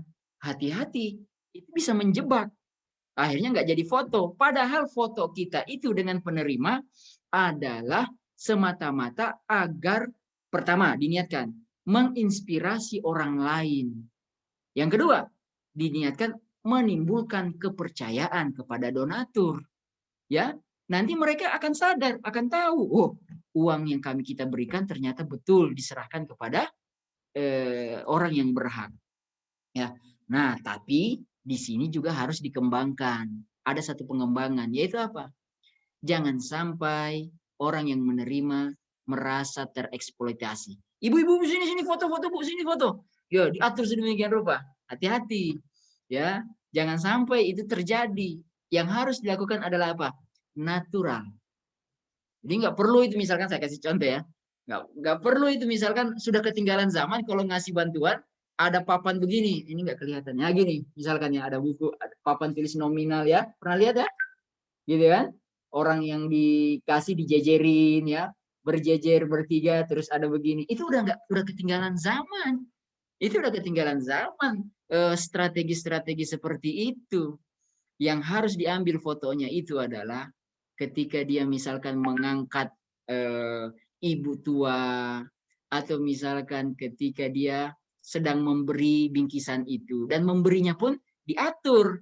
Jangan kelihatan memberinya itu kayak istimewa. Misalkan bentuk fotonya yang memberi itu di atas, yang menerima di bawah. Jadi begini kelihatannya kan. Tapi kalau dibalik, keren. Kalau itu dibalik, yang memberi di bawah, yang menerima di atas. Ya, itu kan keren. Nah, jadi dalam konsep-konsep membagi ini tentu saja berbicara media sosial ini tentu saja ini pengembangan dari ayat Al-Baqarah tadi yang saya baca. Wala tubtilu sadaqatikum bil manni wal adza. Jangan kalian rusakkan pemberian kalian dengan manni, menyebut-nyebut, wal adza, menyakiti hati yang menerima. Itu. Ibu-ibu yang dirahmati oleh Allah Subhanahu wa taala. Ya, ternyata waktu yang diberikan kepada saya cukup banyak ya. Sampai pukul 11 ini aja baru jam 10:08 ya. Ya, tapi barangkali nanti ada tanya jawab. Nah, sebelum tanya jawab masih ada nih beberapa tapi saya ikutin saja kalau memang sudah mau dibuka. Tapi walaupun saya sudah jawab pertanyaan-pertanyaan lewat chatting ya. Lewat chat ini saya sudah jawab. Jadi betul tergantung niatnya. Nah, ibu-ibu yang dirahmati Allah Subhanahu wa taala. Ayat-ayat yang lain misalnya atau hadis ya. Ayat sudah cukup banyak. Hadis Rasulullah SAW. Man la yahtammu bi amril muslimin falaysa minhum. Siapa yang tidak memperhatikan urusan kaum muslimin, maka dia bukan dari bagian muslimin itu sendiri. Nah, coba hadis Nabi itu menggunakan kata apa? Man la yahtam. Siapa yang tidak concern. Ya. Jadi bukan man la, bukan siapa yang tidak ikut, siapa yang tidak berbagi, bukan. Ya. Tetapi yang digunakan kalimatnya itu oleh Rasul, yahtam, perhatian. Sekedar perhatian aja, memberi perhatian saja. Itu sudah bagian dari keikutsertaan. Apalagi kalau kemudian sudah tidak mau berbagi, cuek. La haula wala quwata illa billahil aliyyil azim. Ya. Baik, ibu-ibu rahmati Allah Subhanahu wa taala. Hadis Nabi yang lain beliau mengatakan, "Man kana fi hajati akhihi." Siapa yang memenuhi keperluan saudaranya, kana Allahu fi hajatihi, maka Allah akan memenuhi keperluannya. Wa man farraja an muslimin kurbatan. Siapa yang melepaskan kesulitan seorang muslim di dunia, farrajallahu anha biha kurbatan min kurabi yaumil qiyamah. Maka nanti Allah akan melepaskan kesulitannya pada hari kiamat. Wa man satara musliman, siapa yang menutupi aib saudaranya muslim yang lain, satarahullahu yaumal qiyamah. Aibnya juga nanti di yaumul qiyamah akan ditutup oleh Allah Subhanahu wa taala. Jadi ternyata berbagi ini kembali kepada diri kita sendiri. Kalau orang-orang tua dulu bilang, jangan bawa hartamu ke kubur. Hari ini kita jawab, bawalah harta itu ke kubur. Tapi bukan gayanya orang Cina. Gayanya orang Cina gali kubur, masukin tuh. Tapi semua dalam bentuk uang-uangan pula. Uangnya bentuk kertas-kertasan. Ya, jadi kayak nipu-nipu diri sendiri aja itu. Nah, tapi yang kita maksud adalah bawa harta ke kubur itu dalam bentuk pahala, dalam bentuk nilai, ya. Sungguh apa yang ibu-ibu infakkan tidak pernah akan tertukar. Kalau sinetron sudah ada judulnya bayi tertukar, jodoh tertukar, apalah, maka harusnya ada sinetron rezeki, pahala tidak pernah tertukar. Nah, cuma belum ada yang buat gitu loh ya. Ya, belum ada yang buat aja. Pahala atau rezeki itu tak pernah tertukar. Ya, ibu-ibu yang dirahmati oleh Allah Subhanahu wa taala. Cuman, ini ada cumannya nih. Tetap dalam berbagi ini perlu kita perhatikan beberapa hal. Yang pertama, ya, ketika kita mau berzakat, bersedekah, berinfak, ada hal-hal yang harus kita perhatikan juga. Yang pertama, dahulukan orang yang terdekat sebelum kepada orang yang jauh. Ya, ya. Rasulullah SAW bersabda dalam hadis beliau, Abi Hurairah yang meriwayatkannya. Ya ummat Muhammad, wahai umat Muhammad. Walladzi ba'atsani bil haqq, demi zat yaitu Allah yang telah mengutusku dengan kebenaran. La yaqbalullahu sadaqatan min rajulin, tidak akan diterima sedekah dari seseorang, ya. Walahu qarabatun muhtajuna ila silatihi, tidak diterima sedekahnya, ya, dari seseorang yang kerabatnya membutuhkan kepada kebaikannya, sementara ya wa yasrifuha ila ghairihim, sementara ia memberikannya kepada orang lain. Walladzi nafsi biyadihi, demi Allah yang jiwaku berada di tangannya, la yanzurullahu ilaihi yaumal qiyamah, Allah tidak akan mempedulikannya nanti di hari kiamat. Jadi catatan yang pertama, sebelum yang jauh-jauh, tengok-tengoklah yang dekat-dekat. Gitu ya. Siapa tahu masih ada yang terlewat. Nah, apakah ada keutamaan berbagi antara uang atau barang? Saya kira itu tidak menjadi persoalan. Jika itu yang dibutuhkan betul-betul adalah sembako, silakan. Tapi jika ternyata uang jauh lebih mendatangkan maslahat, maka uang bisa diberikan. Ya, uang bisa diberikan. Ya. Yang kedua. Nah, sebelum yang kedua. Jadi yang pertama tadi bahwa dahulukan orang terdekat. Hadisnya tadi. Ada yang mengatakan, hadis itu dhaif. Ustadz jangan kasih hadis dhaif. Nah, ini saya perlu ngasih penjelasan juga ini. Walaupun dia masuk dalam kategori hadis dhaif, tapi kalau kita lihat substansi kalimat-kalimat hadisnya, maka itu relevan dengan firman Allah di surat Al-Baqarah 215. Allah mengatakan di Al-Baqarah 215, apa saja harta yang kamu nafkahkan, hendaklah diberikan kepada ibu bapak, kaum kerabat, anak yatim, orang miskin, orang-orang yang sedang dalam perjalanan. Kan sama, ya kan? Yang didahulukan apa dalam ayat Al-Baqarah 215? Kepada ibu bapak, kaum kerabat, anak yatim, orang miskin, baru yang lain-lain. Lagian sebenarnya dalam pengetahuan khazanah hadis dhaif itu bisa naik derajatnya menjadi hasan, sesuatu hadis yang baik yang bisa diamalkan, sepanjang substansi dari hadis dhaif itu sekalipun tidak bertentangan tidak bertentangan langsung dengan prinsip-prinsip akidah ataupun prinsip-prinsip syariah, halal, haram, itu dia tidak perlu dipersoalkan, ya, seperti itu. Yang kedua, setelah yang pertama dahulukan orang yang terdekat. Yang kedua sekarang, hendaklah berusaha memilih yang betul-betul berhak menerimanya. Gitu ya. Disinilah ada istilahnya itu adalah peningkatan quality dari penerima. Jangan sampai kemudian kita salah memberikannya, mensalurkannya, ya. Pengemis dikasih padahal itu pengemis profesional, ya kan?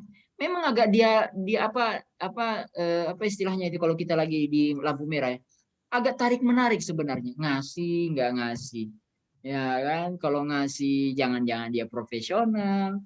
Nah, ada yang bilang sudahlah kasih aja, innamal amalu binniyah. Kalau itu yang disampaikan saya juga setuju. Tidak ada sesuatu yang sia-sia sepanjang niat kita untuk baik. Tetapi bukan di situ poin yang saya maksudkan, bahwa saya tidak melarang, ya, tetapi ada level berikutnya yang harus kita jadikan pemikiran juga, bahwa kita sudah tidak pada level memberi saja. Karena kalau kita bicara di level memberi saja, jujur saya harus bilang, dana-dana sosial, charity yang ada, itu masih terlampau sedikit untuk dibagi kepada lebih banyak orang yang membutuhkan. Jumlahnya jauh lebih banyak. Orang yang meminta, demand-nya itu lebih banyak daripada supply yang bisa kita beri. Kan gitu. Zakat saja misalnya. Potensinya bisa 200 triliunan lebih setahun. Tetapi yang diperoleh faktanya belum sampai 1% pun. Itu kan fakta antara prediksi dengan realita. Jadi kalau kita masih berdebat di soal Ustadz jangan larang dong kita ngasih di lampu merah itu. Saya nggak ngelarang. Maksud saya nggak ngelarang. Kan Toh pada akhirnya niat kita yang akan bicara dinilai oleh Allah, ya kan? Tetapi saya sedang mengajak kita untuk naik level lebih lanjut. Level berikutnya itu adalah quality penerima yang kita perhatikan. Hati-hati, jangan-jangan sebelum kita mencari-cari orang terlalu jauh, jangan-jangan di antara kita saja ada orang-orang yang mereka itu tidak mau meminta-minta karena izahnya, malu dirinya, padahal dia sungguh butuh. Di era COVID begini, ya, data-data sudah berbunyi semua itu di penelitian-penelitian bahwa ada orang-orang yang tadinya berada di level di garis agak sedikit lebih tinggi di atas garis kemiskinan. Artinya dia sudah masuk level middle ke atas sedikit ya. Tidak banyak-banyak garisnya itu, tipis saja. Tapi sudah syukur alhamdulillah dia sudah middle ke atas. Tetapi ketika datang COVID, dia terperangkap kepada namanya jebakan yang membuat ketika semua ekonomi ini runtuh, kita tahu 2 tahun terakhir, maka dia terjerembab ke bawah. Dia di bawah, walaupun dia punya rumah, walaupun dia punya motor, ya. Tadinya kita anggap dia biasa-biasa saja, masih bisa zooman, ya. Tapi hati-hati, jangan-jangan dia punya masalah keuangan. Sekolah anaknya tak terbayar karena suaminya kena PHK, ya kan gitu ya. Ya, atau kemudian suaminya tidak di PHK, tapi karena keputusan kebijakan perusahaan gajinya diturunkan. Nah, ini menjadi sebuah tantangan yang luar biasa untuk kita betul-betul mencari orang-orang yang terbaik. Dan itu ternyata disampaikan oleh Allah dalam Al-Quran. Ya, kurang lebih kalau saya nggak salah di surat Al-Baqarah, yaitu di surat 273. Ya, lil fuqara'il ladzina Allahumma sholli ala Muhammad. Kalau bisa dibuka itu di 273 kalau nggak salah ya. Berinfaklah kepada orang-orang fakir yang mereka itu tidak dapat berusaha di muka bumi. Orang yang tidak tahu menyangka mereka orang kaya karena memelihara diri dari meminta-minta. Mereka nggak mau minta-minta. Malu mereka. Tapi kalau digali lebih dalam, diobok-obok, ternyata ya Allah, PLN-nya, listrik rumahnya nggak terbayar. Kan gitu, uang sekolah anaknya sudah nunggak berapa bulan, ya. Atau misalkan makanan mereka dalam rumah ternyata tinggal tempe, besok tahu, besoknya lagi tempe, balik lagi ke situ, ya. Anak-anaknya sudah tidak bisa lagi, aduh, itu macam-macam. Jadi luar biasa. Nah, mudah-mudahan bulan Ramadan ini itu memantik semangat-semangat kita untuk bisa berbagi. Kenapa? Karena keistimewaan bulan Ramadan ini itu berlipat-lipat pahalanya. Ya, memang tidak kelihatan sih pahala itu. Bunyi pahala itu memang tidak kelihatan. Tetapi itu nyata menjadi akidah. Surga, neraka itu menjadi rukun daripada rukun iman kita. Bapak Ibu yang dirahmati Allah Subhanahu wa taala. Yang ketiga, oke, saya hampir lupa tuh. Yang ketiga. Yang ketiga yang harus diperhatikan, jangan ditunda-tunda. Karena semakin ditunda-tunda berarti mempersilahkan setan itu untuk berkontribusi menggagalkan. Ya, jangan ditunda-tunda. Ya, dalam satu riwayat Rasulullah SAW mengatakan, ya, tidak ada di atas permukaan bumi satu sedekah yang keluar. Satu sedekah yang ibu-ibu keluarkan sampai terlepas dari setan itu jenggot dari setan itu jenggotnya terlepas semua, hampir 70 setan. Jadi kalau ada satu sedekah, itu ada 70 setan, jenggotnya hilang semua. Ya, hadisnya ini agak lucu juga ya. Tapi begitu. Ya. Jadi satu sedekah kita, itu langsung otomatis 70 setan itu, langsung hilang semua jenggotnya. Ya, 70 setan. Lanjutan ayat hadisnya, seluruhnya menghalang-halangi untuk mengeluarkannya. Jadi daripada jenggot mereka hilang, setiap ada orang yang mau sedekah, mereka 70 orang itu berusaha untuk menghalang-halangi. Jadi kalau ibu mau bertempur dengan setan, caranya adalah sedekah langsung. Ya. Atau kalau sedikit mau main-main, sedekah, nggak jadi. Setan sudah senang itu, dia nggak jadi. Tiba-tiba jadi, nah itu kecewa banget tuh para setan itu. Ya kan, kecewa banget. Gitu. Nah itu kayak saya ingat hadis Nabi, bukan hadis sahabat ya, ada sahabat yang kalau dia makan itu, saya nggak tahu ini riwayatnya saya atau tidak. Dia pura-pura lupa baca doa. Bismillah itu dia lupa baca. Tapi sudah mau suapan terakhir, baru dia baca bismillahi awwaluhu akhiruhu. Bismillah dengan nama Allah dari awal sampai akhir. Itu dalam riwayat Nabi. Kalau orang lupa baca doa makan bismillah di awal, tapi di akhirnya sebelum habis itu makanan dia baca bismillahi awwaluhu akhiruhu, itu setan yang ikut makan dari tadi, itu muntah-muntah keluar semua makanannya. Jadi dia bilang, saya pengen bikin setan muntah katanya. Ya, tapi sebaiknya baca doa lah dari awal. Nah, kira-kira begitu. Ibu-ibu yang dirahmati Allah, tanpa terasa sudah 10:30, ya, saya merasa bahwa saya harus lebih banyak membuka, siapa tahu ada yang nggak mau ngetik, jadi mau langsung bertanya. Mudah-mudahan bisa kita sambung di sesi tanya jawab. Itu saja yang bisa saya sampaikan pada kesempatan kali ini. Saya mohon maaf betul-betul kalau kemudian materinya banyak kekurangan di sana sini. Terima kasih atas perhatian ibu-ibu semuanya. Saya tutup sesi ini dengan sama-sama membaca salawat. Allahumma salli ala Sayyidina Muhammad wa ala ali Sayyidina Muhammad. Saya kembalikan kepada Bu Lisa. Ya. Masya Allah, terima kasih Ustadz. Ilmunya benar-benar luar biasa. Ini terutama tadi Ustadz membagi tentang sharing ekonomi. Nah, itu bisa menambah wawasan saya buat ngajar nanti, Pak. Ya, saya baru tahu itu asuransi itu kalau Islam itu artinya tidak mengharapkan sama sekali kembaliannya ya. Nanti ya betul. Islam Dia pecah dasar dua. Dia pecah dua sebenarnya. Iya, jadi kalau dari yang kita dengar selama ini, misalnya mohon maaf jika ada yang profesinya sebagai agen asuransi, mungkin penyampaian dari mereka ya yang kurang pas atau bagaimana, sehingga tetap aja walaupun asuransi Islam kita mengharapkan ada pengembalian begitu ya. Iya. Beda dengan tadi Ustadz bilang bahwa dasarnya adalah akad hibah begitu ya. Baik, ibu-ibu silahkan jika ada yang ingin bertanya secara langsung, masih ada kesempatan mungkin sekitar 15 menit sebelum kita kemudian ditutup dengan doa bersama ya. Bu Lisa boleh? Silahkan Ibu Farah. Oke. Bismillahirrahmanirrahim. Terima kasih Ustadz atas materinya yang luar biasa ya. Alhamdulillah banyak ilmu yang didapatkan. Punten Ustadz, saya ingin nanya tentang di luar berbagi, nggak apa-apa ya Ustadz ya? Mudah-mudahan saya bisa jawab nih. Iya. Punten Ustadz, kalau misalkan ini ada teman yang nanya ya, rumah itu dalam proses penjualan gitu ya, apakah itu juga harus dizakatin Ustadz? Oh iya. Rumah dalam proses penjualan. Jadi misalkan dia punya beberapa rumah, ada rumah yang harus dijual gitu ya. Nah, tapi kalau rumah itu dalam proses penjualan menjual kan dia dikasih pengumuman ya dijual gitu. Kan berarti karena menjual rumah itu kan lama kan prosesnya. Belum terjual. Nah, itu apa? Karena kan misalnya nilai nominal rumah itu besar, jadi kan itu butuh waktu ya. Tapi itu rumah sudah dalam rangka ditawarkan. Nah, itu apakah wajib keluar zakat atau bagaimana, Ustaz? Baik. Dua pendapat mengatakan. Yang pertama mengatakan, bukan dua pendapat, ada dua model yang harus diperhatikan. Pertama bahwa dilihat dulu apakah orang ini memang profesinya adalah pedagang rumah.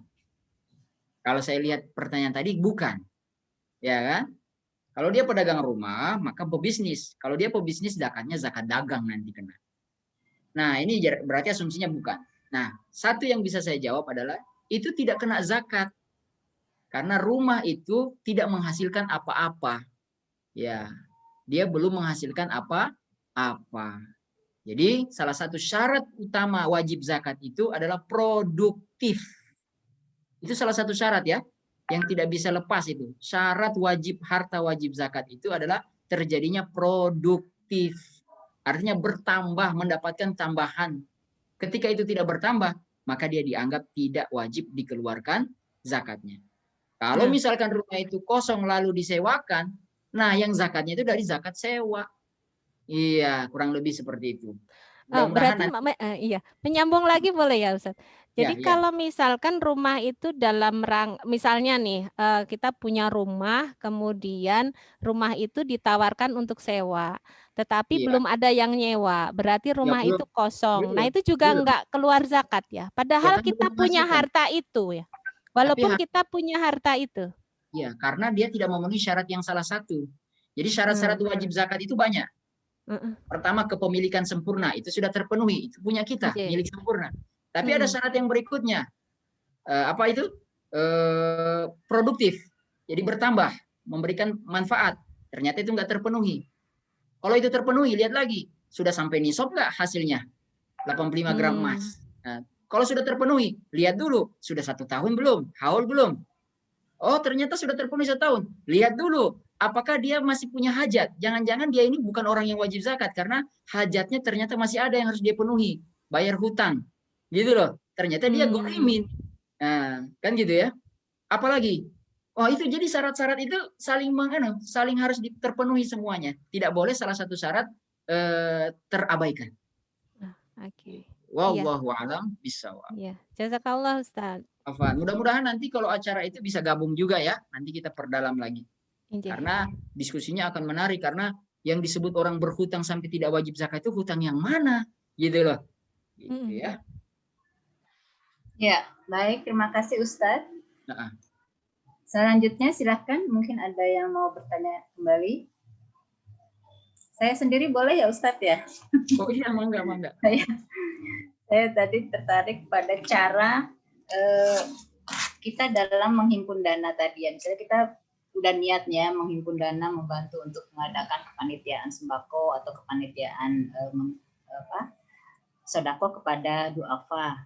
Nah, pola pencatatannya itu dan pelaporannya itu kadang menjadi perselisihan. Seperti misalnya begini, kita berusaha terbuka open seperti Ustadz bilang tadi ya, bahwa semua berhak mengetahui ya kan pengumpulan dana itu dari siapa, sehingga kita share ke WAG misalnya ya, ke grup bahwa ibu ini sekian, ibu ini. Nah ternyata ada yang protes, jangan disebut namanya begitu ya, nanti menjadi ria gitu, karena ada yang nilai tinggi, ada yang nilainya rendah gitu ya. Terus kita sebut inisialnya misalnya NMT gitu ya.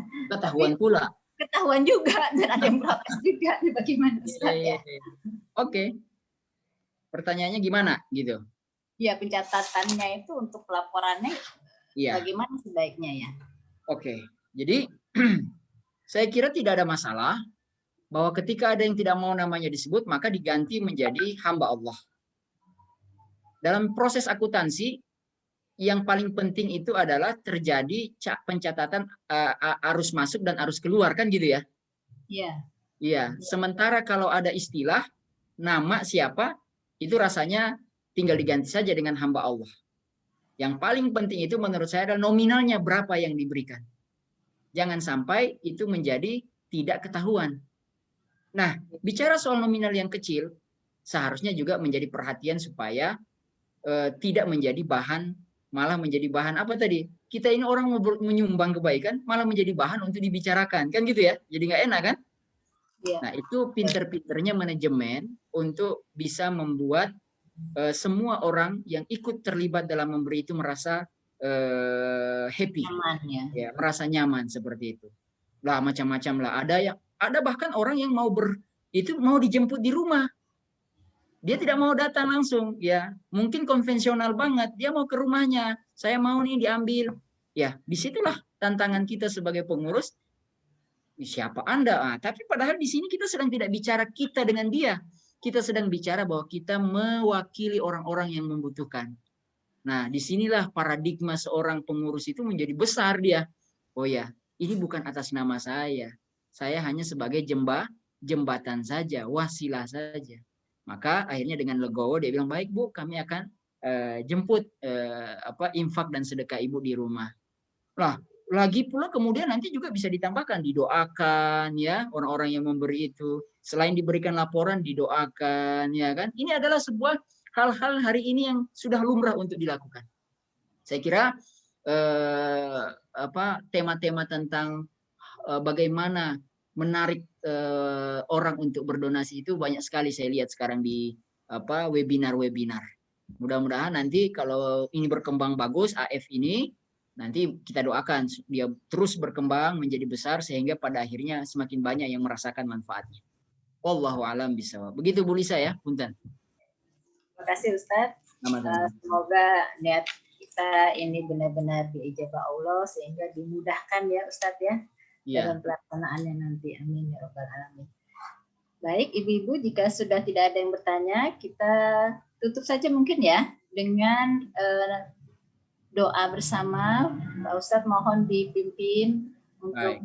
kita semua dan untuk keluarga besar Fateta yang sudah mendahului kita. Iya. Silahkan Ustadz. Baik, Bapak Ibu yang dirahmati Allah, mari kita sama-sama mengikhlaskan hati. Butur tidak usah di-share, Butur punten. Oh ya, Mau dikum saja. nanti saya sebutkan saja apa namanya secara langsung. Iya, betul. Mari kita mengikhlaskan hati agar doa kita diijabah oleh Allah Subhanahu wa taala. A'udzubillahi minasyaitonirrajim. Bismillahirrahmanirrahim. Alhamdulillahirabbil alamin. Wassalatu wassalamu ala Rasulillah Muhammadin sallallahu alaihi wasallam wa ala alihi wa ashabihi ajmain.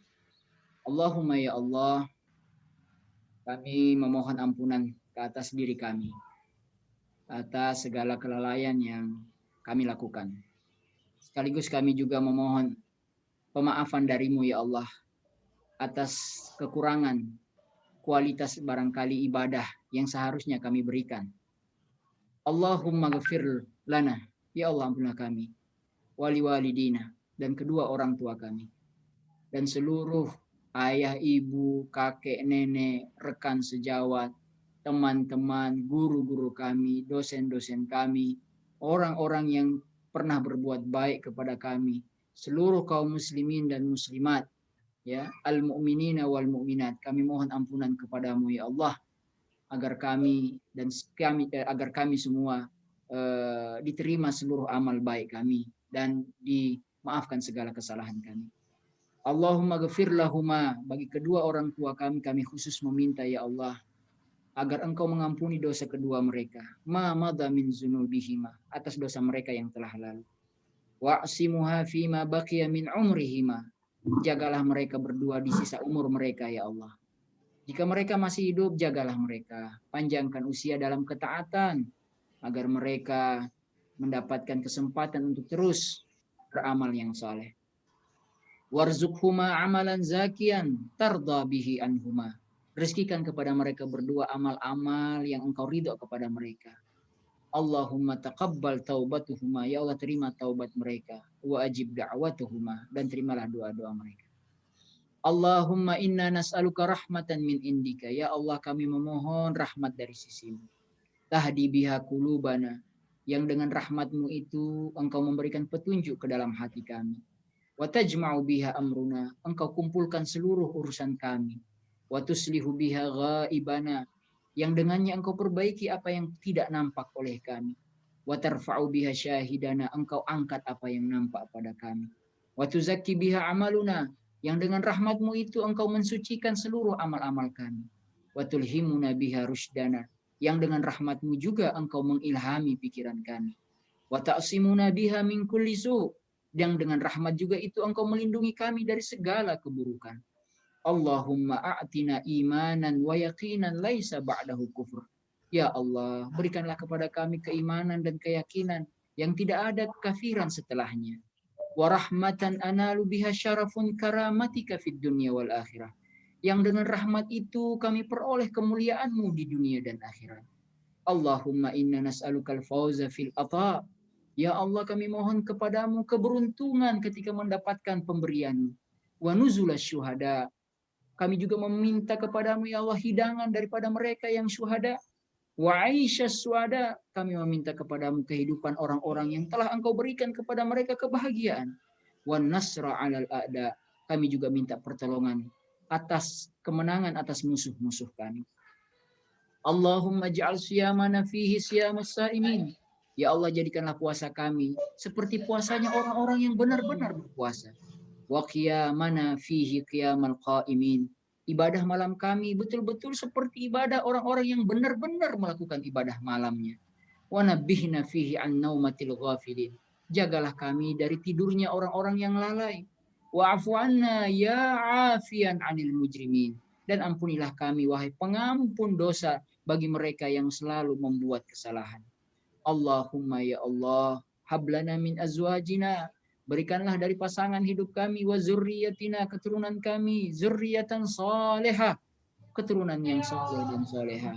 Waj'alna lil muttaqina imama, jadikan mereka pemimpin bagi orang-orang yang bertakwa. Allahumma rabbana taqabbal minna, ya Allah terimalah seluruh amal-amal kami. Rabbana taqabbal minna taubatana, taubat kami. Rabbana taqabbal minna du'aana, doa-doa kami di bulan Ramadan ini. Rabbana atina fid dunya hasanah wa fil akhirati hasanah wa qina azabannar.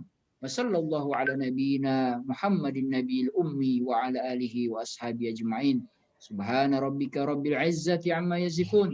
Salamun alal mursalin walhamdulillahi rabbil alamin. Demikian dari saya, sekaligus saya memohon izin untuk pamit, termasuk juga memohon maaf sekali lagi yang sebesar-besarnya kepada semua ibu-ibu, Pak Ibu Ketua dan seluruh jajaran, Ibu Lisa selaku MC, dan semua yang barangkali dalam penyampaian ini ada kata-kata saya yang tersilap. Tidak ada niat sedikit pun untuk menyinggung. Mudah-mudahan kita semua dimaafkan oleh Allah Subhanahu wa taala. Demikian. Assalamualaikum warahmatullahi wabarakatuh. Waalaikumsalam warahmatullahi wabarakatuh. Jazakallah khairan katsiran, Ustaz. Saya pamit ya. Ya, silakan Ustaz. Ketemu lagi Ustaz. Ibu-ibu, terima kasih sudah hadir di acara ini. Di akhir acara tentu kita saling maaf-memaafkan ya, sedang dalam bulan suci Ramadan. Semoga kita semua disehatkan, dimudahkan urusannya, dilapangkan rezeki untuk berbagi, kemudian diberi keberkahan dan rahmat di bulan suci Ramadan ini. Amin. Amin. Sebagai penutup acara, kita membaca doa untuk majelis. Subhanakallahumma wa bihamdika asyhadu an la ilaha illa anta astaghfiruka wa atubu ilaik. Ada ini Bu, ada apresiasi dari TIM 5 buah tumbler Ibu. Silakan Ibu.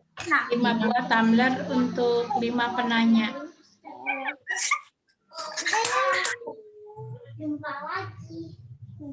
Ya, nama yang saya sebut hari ini nih ya. Ini kok buat saya sendiri, Bu. Ya, saya juga jadi malu ini kan nanya itu saya butuh sebenarnya bukan butuh tumblernya tapi butuh jawabannya begitu. Oh, gitu. Ya, jadi diberikan kepada yang bertanya tadi karena saya termasuk yang bertanya jadi saya dapat juga apresiasi ini ya. Pertama Ibu Tur, kemudian Ibu Farah, kemudian Ibu Heni, saya, dan Ibu Niha. Ini kayaknya yang pertama masuk ya Ibu Niha nih. Saya nggak bertanya, saya nggak bertanya, cuma ngingetin Ustadz ayatnya salah. Oh, yang mengkoreksi, ya, yang mengkoreksi. Apresiasi juga. Tepuk tangan buat Bu Niha. Hafal Alhamdulillah. Tadi saya begini, kayaknya bukan itu. Di kepala saya tuh kayaknya bukan 195 kayaknya, tapi saya nggak ingat ayatnya. Tapi saya tahu salah, Bu Niha tulis, iya betul itu. 133, 134. Ya. Alhamdulillah. Jadi bisa dikoreksi ya. Baik ibu-ibu semua, sampai jumpa lagi nanti ya di acara 2 bulan pertemuan rutin Agrianita Fateta. Insya Allah panitia selanjutnya dari TMB ya Bu Niha. Ya, kayaknya halal bihalal. Tadi Ibu Niha ngasih masukan kalau halal bihalal, jangan ke TMB katanya, ke semuanya aja panitianya. Gitu. Atau mau disatukan Bu, atau kita satukan dengan Pateta. Jadi gabungan antara Agrianita dan Pateta begitu. Jadi kita supporting sistem untuk semua gitu. Ya, mungkin lebih berkah dan lebih banyak ya. Besar ya. Oke, ya, lebih besar gitu. Ya, mangga. Berarti kita ikut dekanat ya. Ya, gitu. Jadi dekanat nanti kita apa yang dibutuhkan dari kita siap. Ya. Baik. Baik, dicatat ya. Sekali lagi terima kasih Ibu-ibu. Luar biasa. Ibu Mangga Ibu Nur. Terima kasih. Ibu Lisa, Ibu Farah, Ibu Heni, Ibu Niha, dengan ibu-ibu yang lain luar biasa. Ini sekali lagi terima kasih. Semoga ini menjadi ladang amal bagi kita Amin. sekalian. Amin. Mohon maaf lahir batin dari saya. Ya, Selamat berpuasa. Ya, selamat puasa Ibu-ibu semua. Saya tutup dengan membaca wabillahi taufiq wal hidayah. Wassalamualaikum warahmatullahi wabarakatuh. Waalaikumsalam warahmatullahi wabarakatuh. Saya tutup ya. Semuanya. Ya, silakan. lahir batin.